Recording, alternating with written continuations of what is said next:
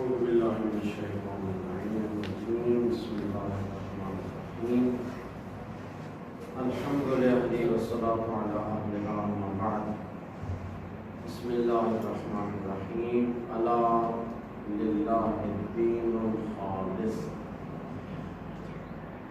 اللہ تعالیٰ کے کروڑوں احسان اس اللہ تعالیٰ نے ہمیں یہ توفیق عطا فرمائی کہ ہم ایک بہت بڑے ہی مہم اور ضروری موضوع پر مل بیٹھے ہیں، اور وہ ضروری موضوع ہے افکار امام خمینی۔ آج کے اس دور میں یہ موضوع زیر بحث قرار دینا اور اس موضوع پر بحث کرنا واقعاً ہمارے لیے بہت بڑی خوش قسمتی ہے، بہت بڑی سعادت ہے اور بہت بڑی بصیرت کی علامت ہے۔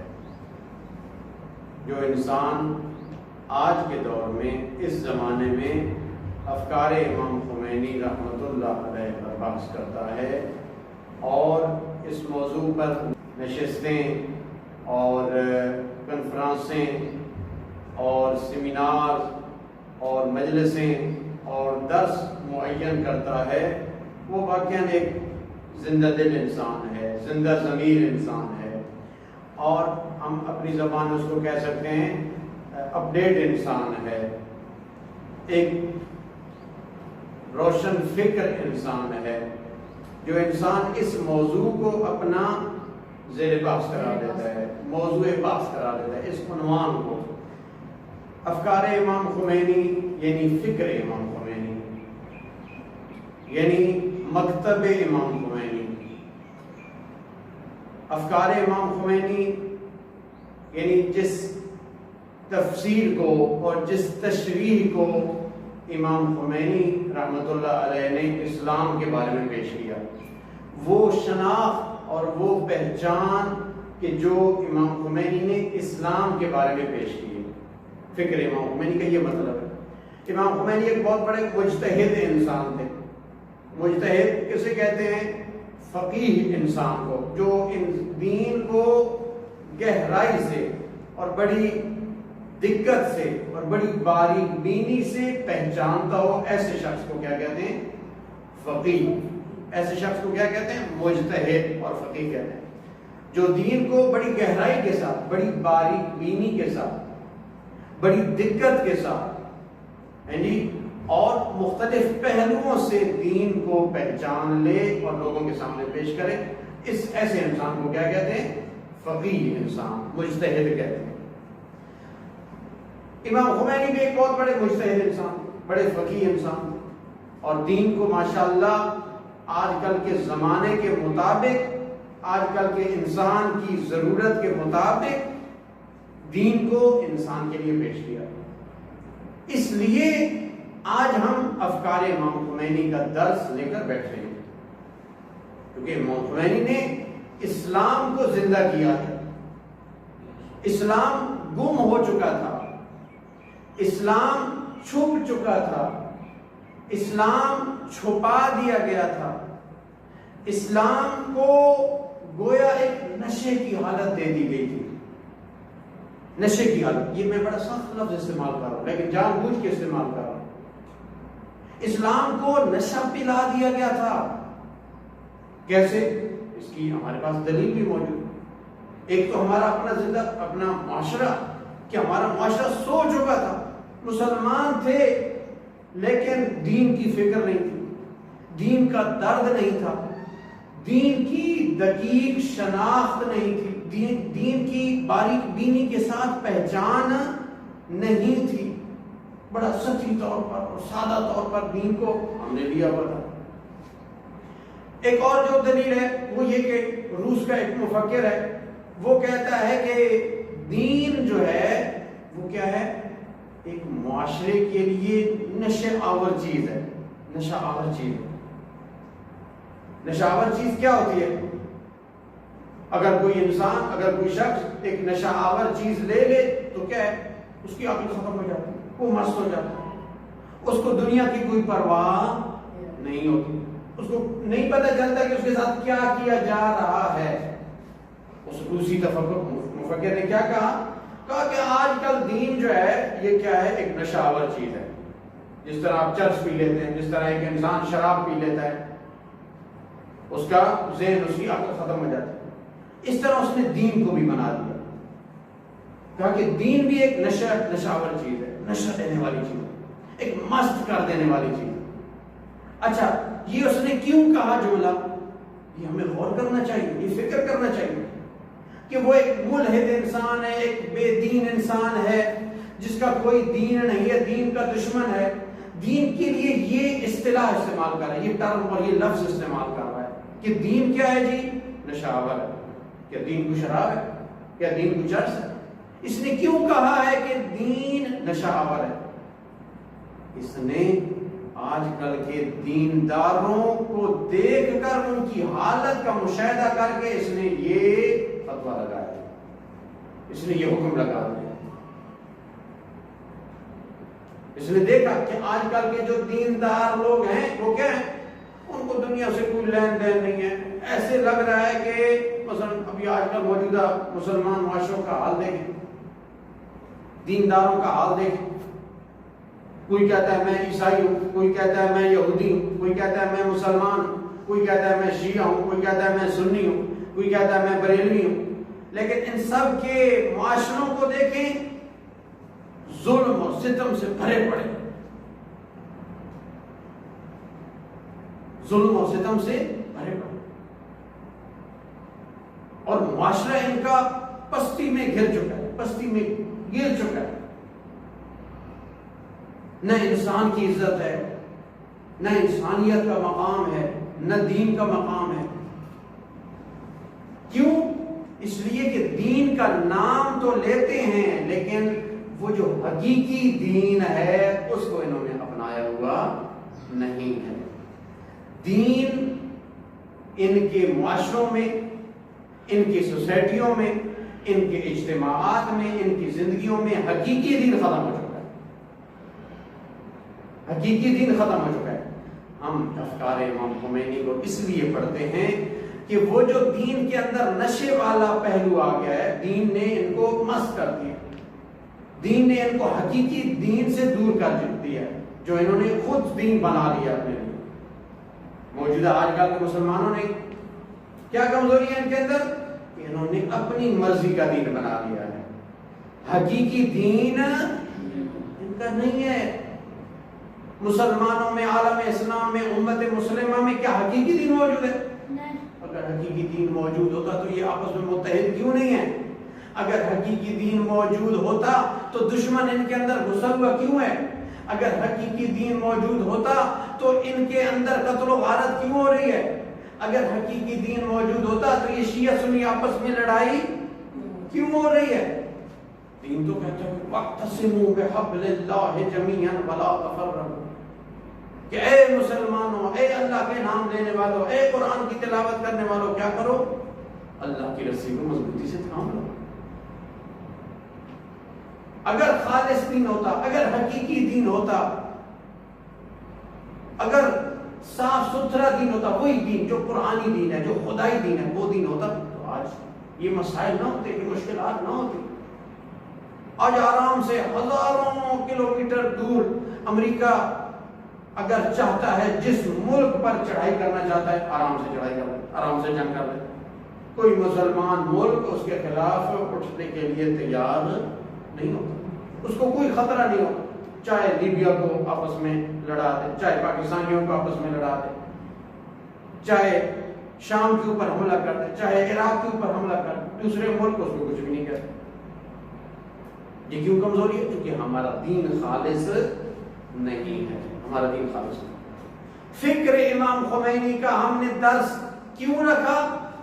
فکر امام کو ہم نے اپنا قبلہ کیوں بنایا؟ تاکہ دین حقیقی زندہ ہو جائے، تاکہ وہ جو قرآنی فکر ہے وہ ہمارے ذہنوں میں اور ہمارے معاشروں میں زندہ ہو جائے، بیدار ہو جائے، اس کا احساس ہو جائے.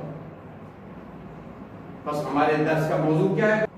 افکار امام خمینی رحمت اللہ علیہ. افکار امام خمینی کی روشنی میں ہم حقیقی دین تک پہنچیں گے، خالص دین تک پہنچیں گے.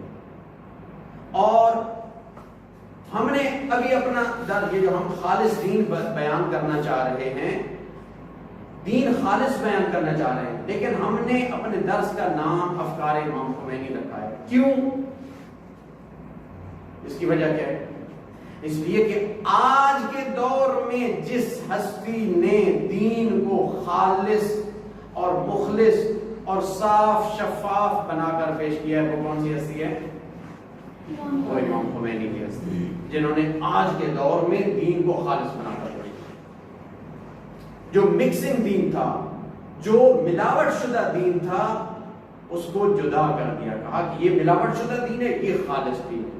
آج کے دور میں جس ہستی نے دین کو خالص کر دیا ہے، فکر قرآن کو خالص کر دیا ہے، وہ کون ہے؟ امام خمینی. اچھا، یہی مسئلہ اس دور میں بھی موجود تھا، شروع کے دور میں بھی موجود تھا، جب رسول خدا صلی اللہ علیہ وآلہ وسلم نے دین خالص کو بیان کیا، دین خالص کو بیان کیا. اس وقت بھی یہ مشکل موجود تھی. مثلا قرآن مجید میں ایک جگہ جو آپ کی خدمت میں نے تلاوت کی ہے، سورہ مبارکہ زمر ہے. سورہ مبارکہ زمر کی 3 آیت کا ایک حصہ ہے. اس میں اللہ تعالیٰ ارشاد فرما رہا ہے، الا للہ الدین الخالص. الا کا کیا مطلب ہے؟ خبردار، ہوشیار، آنکھیں کھولو، عقل سے کام لو، بصیرت پیدا کرو، جی ہوشیار ہو جاؤ. اللہ، خبردار، ہوشیار ہو جاؤ. لیکن آپ نے سگریٹ کی ڈبی پہ لکھا ہوتا ہے، کیا لکھا ہوتا ہے؟ ہاں نا، اس سے پہلے ایک اور لفظ بھی لکھا ہوتا ہے، خبردار. خبردار، تمباکو نوشی صحت کے لیے مضر ہے. یہ جو خبردار ہے، اس کو عربی میں کیا کہتے ہیں؟ اللہ، خبردار، ہوشیار ہو جاؤ، سنو، خبردار. یعنی بڑے پتے کی بات ہے، بڑے خطرے کی بات ہے، بڑی ضروری بات ہے. وہ کیا بات ہے؟ الا للہ الدین الخالص. جس طرح سگریٹ پینے والے کو متوجہ کر دیا جاتا ہے کہ کیا کر رہے ہو، خبردار ہو جاؤ، یہ تمباکو نوشی تمہاری صحت کے لیے نقصان دہ ہے. اسی طرح اللہ تعالیٰ فرما رہا ہے، الا للہ الدین الخالص. سمجھو، سوچو، کیا کر رہے ہو؟ اللہ کے لیے خالص دین ہے. ملاوٹ شدہ دین سے دور ہو جاؤ،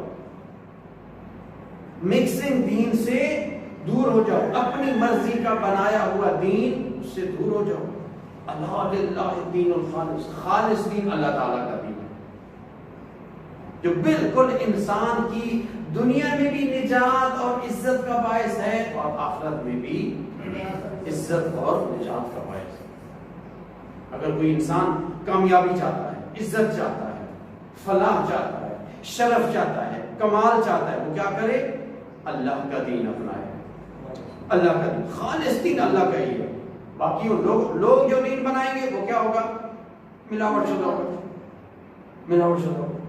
کوئی ادھر سے لے گا، کوئی ادھر سے لے گا، کوئی مشرق سے لے گا، کوئی مغرب سے لے گا، کوئی اپنے آبا و اجداد سے لے گا، کوئی پروفیسر سے لے گا، کوئی جاہل سے لے گا. ایسے مکس شدہ ملاوٹ شدہ دین بنائے گا. لیکن خالص دین جو انسان کو خالص عزت دے گا، خالص کا مال دے گا، وہ کون سا دین ہے؟ الا للہ الدین الخالص. اللہ کا دین خالص دین. اچھا، خالص کا کیا مطلب ہے بچوں؟ خالص کا مطلب ہوتا ہے بالکل صاف شفاف چیز، صاف شفاف چیز، اس کے اندر کسی قسم کی کوئی ملاوٹ نہ ہو. ایک ہوتی ہے قرآن عربی زبان میں، ایک ہوتا ہے صافی. صافی بھی اس کو کہتے ہیں جو چیز بالکل صاف شفاف. خالص بھی اسے کہتے ہیں جو بالکل چیز صاف شفاف، بالکل پاک صاف، ملاوٹ شدہ چیزوں سے پاک صاف. لیکن خالص اور صافی میں فرق ہے. خالص اسے کہتے ہیں جو ان چیزوں سے بالکل پاک ہو جو معاشرے میں ملاوٹ شدہ ہو چکی ہیں. مثلا ایک ایسی چیز جو پاک اور خالص چیز بھی موجود ہے معاشرے میں، اور ملاوٹ شدہ چیز بھی موجود ہے. یعنی مثلا دودھ، اب بعض دودھ خالص ہوتے ہیں، پانی سے پاک ہوتے ہیں، اور بعض دودھ کیا ہوتے ہیں، پانی سے ملے ہوئے ہوتے ہیں. ٹھیک ہے، بس دودھ اصلی دودھ بھی موجود ہے، نقلی دودھ بھی موجود ہے. اب جو دودھ خالص ہوتا ہے اس کو ہم کیا کہتے ہیں، یہ خالص دودھ ہے. یہ کیا دودھ ہے، خالص دودھ ہے، اس میں مثلا پانی کی ملاوٹ نہیں ہے. لیکن ایک دودھ ایسا ہوتا ہے کہ جو مثلا معاشرے میں یا باہر میدان میں ملاوٹ شدہ اس کی کوئی چیز موجود نہیں ہوتی.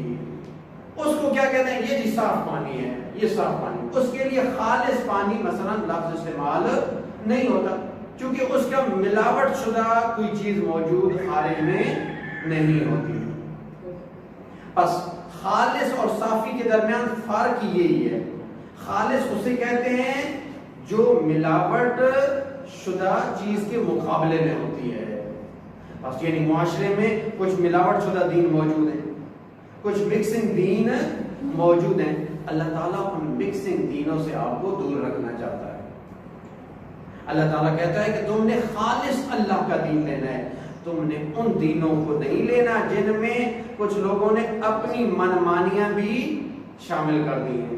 توجہ ہے نا، یعنی بس خالص دین اللہ تعالیٰ کا دین ہے، اپنی منمانی شامل نہیں کرنی، لوگوں کی پسندیدہ باتیں دین کے اندر شامل نہیں کرنی. ہمارے دین کا منبع صرف اور صرف اللہ تعالیٰ کی ذات ہے. بس ہم نے صرف اللہ کے دین کو لینا ہے اور ماننا ہے. بس دین خالص اللہ تعالیٰ کے لیے خدائی دین ہے، قرآنی دین ہے. اچھا، پر ایک لفظ استعمال ہوا ہے خالص ہونا.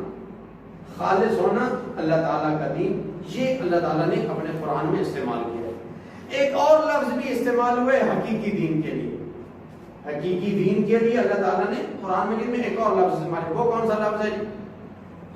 دین حنیف. دین حنیف، حافظ قرآن بھی موجود ہے ماشاءاللہ. حنیف کا لفظ یاد آ گیا نا. حنیف، دین حنیف کس کہتے ہیں؟ حنیف کہتے ہیں بالکل سیدھا جانے والے. حنیف کسے کہتے ہیں؟ بالکل سیدھا جانے والے کو. جنیف کہتے ہیں اس بندے کو جو کبھی دائیں طرف چلا جاتا ہے، کبھی بائیں طرف چلا جاتا ہے. جبکہ حنیف اسے کہتے ہیں جو بالکل سیدھا جاتا ہو، دائیں بائیں نہ دیکھتا ہو نہ دائیں بائیں جاتا ہو، بلکہ بالکل سیدھا جاتا ہے. اور اللہ تعالیٰ نے قرآن مجید میں مسلمان کو کہا ہے کہ مسلمان کو حنیف ہونا چاہیے. مسلمان کو بالکل سیدھا اللہ تعالیٰ کے راستے پر چلنا چاہیے، بالکل صراط مستقیم پر سیدھا چلنا چاہیے. نہ دائیں دیکھنا چاہیے نہ بائیں دیکھنا چاہیے. بس خالص دین، اللہ کا دین، حقیقی دین اور فکر امام وہ ہے جو بالکل صراط مستقیم پر سیدھا چلنا ہے، اللہ کے راستے پر سیدھا چلنا ہے. جو انسان دائیں بائیں دیکھتا ہے، کبھی مثلا دیکھتا ہے کہ مغرب والے کیا کہتے ہیں، کبھی دیکھتا ہے مشرق والے کیا کہتے ہیں، کبھی دیکھتا ہے میرے آبا و اجداد کیا کہتے ہیں، کبھی دیکھتا ہے پاکستانی پروفیسر کیا کہتے ہیں. یعنی ایسا انسان خالص دین اس کا نہیں ہو سکتا. ٹھیک ہے، مثلا پاکستانی کیا ہیں؟ اب پاکستانی ایسی کشتی پہ سوار ہیں، کبھی چائنا کے ساتھ رابطے بناتے ہیں کہ چائنا ہمارا قبلہ ہے، کبھی امریکہ کے ساتھ رابطے بناتے ہیں کہ ہم امریکہ کے مثلا پیچھے چلیں گے. یعنی کبھی ایران کے بارے میں کہتے ہیں کہ ایران جو ہے وہ اس کے پیچھے چلیں، ہم جو ہے وہ کامیاب ہو جائیں. یہ مختلف کشتیوں کا سوار ہونا کیا یہ حنیف ہونے کی علامت ہے؟ نہ. حنیف وہ ہوگا جو بالکل خدا کے راستے پر سیدھا چل رہا ہے، مشرق اور مغرب کو ان کے سہارے نہیں لیتا. مثلا سابقہ وزیر اعظم عمران خان صاحب، ان کے یہ مختلف جملے موجود ہیں، میڈیا پہ موجود ہیں. کبھی وہ کہتے تھے کہ ہم مثلا چائنا کی طرح بننا چاہتے ہیں، کبھی وہ کہتے تھے کہ ہم مثلا ایران کی طرح، جس طرح ایران میں امام خمینی انقلاب لائے ہیں، ہم مثلا ایران کی طرح ایک کامیاب اور ایک جو ہے وہ عزت مند قوم بننا چاہتے ہیں. کبھی وہ کہتے ہیں کہ امریکہ میں جس طرح عدل و انصاف کا نظام ہے، ہم بھی وہی والا نظام اپنے ملک میں لانا چاہتے ہیں. اور ایسا بندہ جو کبھی کس قوم کو اپنا آئیڈیل بنائے، کبھی کس قوم کو اپنا آئیڈیل بنائے، کبھی کیا کہے کبھی کیا کہے. ایسا بندہ کیا ملت حنیف ہوگا؟ نہ، ایسا بندہ جنیف ہو سکتا ہے، حنیف نہیں ہو سکتا. اللہ تعالیٰ قرآن مجید میں ہم سے یہ مطالبہ کر رہا ہے، اپنے جنیف نہیں بننا، اپنے حنیف بننا ہے، اپنے صراط مستقیم پر چلنا ہے. جو بندہ صراط مستقیم کو اپنا لیتا ہے اور حقیقی قرآنی دین کو سمجھ لیتا ہے، خالص دین کو سمجھ لیتا ہے، اس کو نہ چائنا کی ضرورت رہتی ہے، نہ امریکہ سے فکر لینے کی ضرورت رہتی ہے. اس کو کسی سے فکر لینے کی ضرورت نہیں رہتی. اس کو ایک الہی رہبر کی ضرورت ہوتی ہے، بس ایک قرآنی رہبر کی ضرورت ہوتی ہے. پھر وہ دائیں بائیں کے سہارے نہیں دیتا، پھر وہ کس پر چلتا ہے؟ سیدھا صراط مستقیم پر چلتا ہے. آج کے اس زمانے میں صراط مستقیم پر اگر کوئی انسان چلنا چاہتا ہے، حقیقی دین کو اپنانا چاہتا ہے، اس کے لیے کون سا رستہ ہے جی؟ فکر امام خمینی. فکر امام خمینی اگر ہم اپنائیں، اس کو سمجھیں، تو اس کے ذریعے سے ہمارے لیے حقیقی دین واضح ہو جائے گا، حقیقی دین واضح ہو جائے گا. اور دیکھیں، یہ صرف آج کی ضرورت نہیں ہے، بلکہ میں نے عرض کیا ہے کہ جب سے رسول خدا نے یہ دین دیا، اس وقت سے یہ مکسنگ دین موجود تھا. رسول خدا کی زندگی میں بھی کچھ لوگ تھے، مثلا جب رسول خدا تبلیغ کر رہے تھے نا، تو کچھ لوگ آئے، انہوں نے کہا کہ یا رسول اللہ، ہم آپ کی ساری باتیں مانیں گے، لیکن کچھ عرصے کے لیے شراب کو حلال کر دیں. اب یہ کیا تھی؟ یہ ان کی اپنی منمانی تھی. یہ کیا تھی؟ ان کی اپنی منمانی تھی. اسی طرح کچھ اور لوگ آئے، انہوں نے کہا یا رسول اللہ، ہم آپ کی ہر بات مانتے ہیں، لیکن کچھ عرصے کے لیے بت توڑنا ہمارے لیے ضروری قرار نہ دیں. ابھی مثلا جو پرانے بت ہم نے بنا کے رکھے ہوئے ہیں، کچھ عرصے کے لیے وہ باقی رہیں، کیونکہ ہمیں ان سے پیار ہے، کیونکہ ہمارے لیے وہ کیا تھے؟ مقدس تھے، ہم ان کا احترام کرتے تھے، ہم ان کی عبادتیں کرتے تھے. یا رسول اللہ، کچھ عرصے کے لیے نرمی اختیار کریں اور ابھی ہمیں مثلا حکم نہ دیں کہ ہم ان بتوں کو توڑ دیں. اب یہ کیا آ رہی ہے؟ کیا یہ دین خالص ہے یا دین ناخالص ہے؟ یہ دین ناخالص ہے. یہ دین ناخالص ہے. قرآن مجید میں آیت ہے، یا ایھا الذین آمنوا ادخلوا فی السلم کافۃ. اے مسلمانوں کیا کرو؟ ادخلوا فی السلم کافۃ، اسلام میں مکمل طور پر داخل ہو جاؤ. یہ نہ ہو کہ آدھی باتیں اپنے پرانے دین کی لے لو، آدھی باتیں اس دین کی لے لو، کچھ باتیں اپنے پرانے آباء و اجداد کی لے لو، کچھ باتیں مثلا محمد والے محمد کی لے لو. یہ کیا ہو جائے گا؟ یہ پھر خالص دین نہیں رہے گا، یہ ملاوٹ شدہ دین ہو جائے گا. بس آج کے زمانے میں جس ہستی نے دین کو خالص پیش کیا وہ امام خمینی تھے، اور صدر اسلام میں بھی جن ہستیوں نے خالص الہی دین، خالص قرآنی دین پیش کیا تھا، وہ کون تھے؟ محمد والے محمد تھے، محمد والے محمد تھے. اور انہوں نے ہر دور میں ملاوٹ شدہ دین اور خالص دین کو جدا کر کے پیش کیا عوام کے سامنے. مثلا اب میں موٹی موٹی مثالیں دے دوں، ایک آدھ مثال دے دوں آپ کو. مثلا مولا علی علیہ السلام جنگ کر رہے تھے، اس کے خلاف؟ معاویہ کے خلاف. تو ایک بندہ عمرو عاص، اس نے مشورہ دیا کہ معاویہ، اگر تو کامیاب ہونا چاہتا ہے مولا علی کے خلاف، تو کیا کر؟ نیزے کے اوپر قرآن بلند کر، قرآن بلند کر. اب اس نے جو چال چلی تھی مولا علی کے فوجیوں کو گمراہ کرنے کے لیے، کیا وہ حقیقی قرآن تھا؟ کیا وہ حقیقی اسلام تھا؟ جس اسلام اور جس قرآن کو انہوں نے پیش کیا ہوا تھا نیزوں پہ جو بلند تھا؟ نہ، وہ حقیقی قرآن نہیں تھا، وہ حقیقی اسلام نہیں تھا. مولا علی نے فرمایا، اپنے فوجیوں کو فرمایا کہ دیکھو، غور کرو، فکر کرو، وہ جو انہوں نے نیزوں پہ بلند کیا ہوا ہے وہ قرآن کی جلدیں ہیں، وہ قرآن کے لفظ ہیں. میں قرآن ناطق ہوں، قرآن کا حقیقی علم میرے پاس ہے، قرآن کی حقیقی تعلیمات میرے پاس ہیں. یہ تمہیں دھوکہ دینا چاہ رہے ہیں. بس قرآن کے نام پر وہ لوگوں کو گمراہ کر رہے تھے، قرآن کے نام پر وہ کیا کر رہے تھے؟ لوگوں کو گمراہ کر، دھوکہ دے رہے تھے. بس حقیقی قرآن، حقیقی اسلام کہاں تھا؟ مولا علی کے لشکر میں تھا، مولا علی کے پاس تھا۔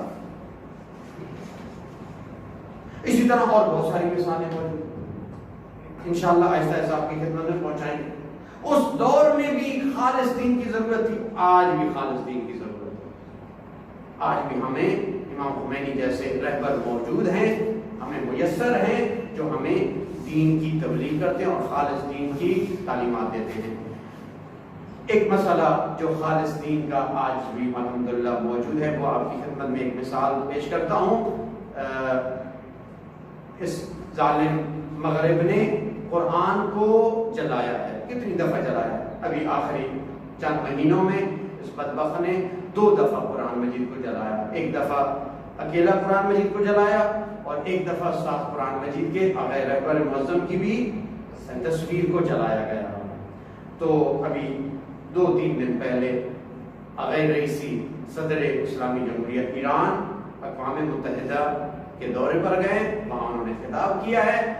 پچھلے خطاب میں، پچھلے سالوں میں جب انہوں نے خطاب کیا تھا تو شہید قاسم سلیمانی کا تعارف کروایا تھا۔ انہوں نے کہا تھا کہ شہید اگرچہ ظاہری طور پر یہاں سے جا چکے ہیں لیکن آج بھی ان کی فکر زندہ ہے۔ ان کی تصویر کو دکھایا اقوام متحدہ کے سارے نمائندوں کو، کہا کہ شہید اگرچہ ہمارے سامنے سے غائب ہو چکے ہیں لیکن ان کی فکر ابھی بھی زندہ ہے، اور دہشت گردوں نے انہیں شہید کیا ہے لیکن ان کی شہادت سے ان کی فکر اور زیادہ زندہ ہو چکی ہے۔ اقوام متحدہ پوری دنیا کے سامنے انہوں نے اپنی اس تقریب کے دوران شہید سلیمانی کی تصویر پوری دنیا کو دکھائی اور کہا کہ انشاءاللہ تعالی مکتب شہادت، یہ شہداء ہمارے لیے زندہ ہیں اور ہمارے لیے اسوہ اور رول ماڈل ہیں، ہم ان کی فکر کو زندہ رکھیں گے، قیامت تک انشاءاللہ یہ فکر زندہ رہے گی۔ اور ابھی کل پرسوں وہ گئے ہیں اقوام متحدہ میں اور قرآن مجید کا نسخہ انہوں نے ہاتھ میں لیا ہوا ہے اور کہا ہے کہ یہ قرآن ابدی قرآن ہے، یہ قرآن ہمیشہ رہنے والا قرآن ہے، یہ قرآن اللہ کی کتاب ہے، یہ قرآن کسی کے جلانے سے جلتا نہیں ہے، یہ قرآن کسی کے ختم کرنے سے ختم ہونے والا نہیں ہے۔ اس قرآن نے انسانیت کو ہدایت دی ہے، اس قرآن نے انسانیت کے معاشرے کو زندگی دی ہے اور یہ قیامت تک زندگی فراہم کرتا رہے گا۔ تم قرآن کو جلانے کی کوشش کر رہے ہو، تم کامیاب نہیں ہوگے۔ یہ ایک عظیم پیغام دیا، ایک عظیم میسج دیا کہ وہ قرآن جن کو تم جلانے کی کوشش کر رہے ہو وہ قرآن الحمدللہ زندہ ہے اور ابھی بھی پوری انسانیت کو ہدایت دے رہا ہے۔ یہ علامت ہے کہ فکر امام جس قوم کے اندر آ جائے وہ قوم ظالم و جابر حکمرانوں کے سامنے جا کر کلمہ حق بلند کرتی ہے۔ رئیسی صاحب ایک زندہ قوم کے لیڈر ہیں، ایک زندہ قوم کے رہبر ہیں، انہوں نے جا کر قرآن کی آواز بلند کی اقوام متحدہ کے سامنے، جہاں جا کر ہمارے ملک کا وزیر اعظم سیلفی بنا رہا ہے جی، نگران وزیر اعظم جو ہے، پریشان وزیر اعظم، یہ کیا کر رہا ہے؟ سیلفی بنا رہا ہے کہ میں اقوام متحدہ پہنچ گیا ہوں۔ یہ ہماری قوم کا حال ہے، یہ ہمارے حکمرانوں کا حال ہے۔ لیکن جو الہی رہبر ہوتا ہے وہ ہر حوالے سے، ہر بہانے سے اللہ کا قرآن اور اللہ کا دین زندہ کرتا ہے، وہ خالص دین پیش کرتا ہے۔ وہ کہتا ہے کہ اگر آج ہم نجات چاہتے ہیں تو امریکہ کی غلامی میں نجات نہیں ہے، قرآن کی اتباع میں نجات ہے۔ اللہ تعالیٰ سے دعا کرتے ہیں کہ وہ کریم پروردگار ہم سب کی نیک توفیقات میں اضافہ فرمائے، ہم سب کو اسلام اور قرآن کو حقیقی معنوں میں سمجھنے کی توفیق عطا فرمائے، امام زمانہ کا جلدی ظہور فرمائے اور امام زمانہ کے لشکر برحق میں ہم سب کو شامل ہونے کی سعادت عطا فرمائے۔ تمام دعاؤں کی قبولیت کے لیے محمد صلی اللہ علیہ وسلم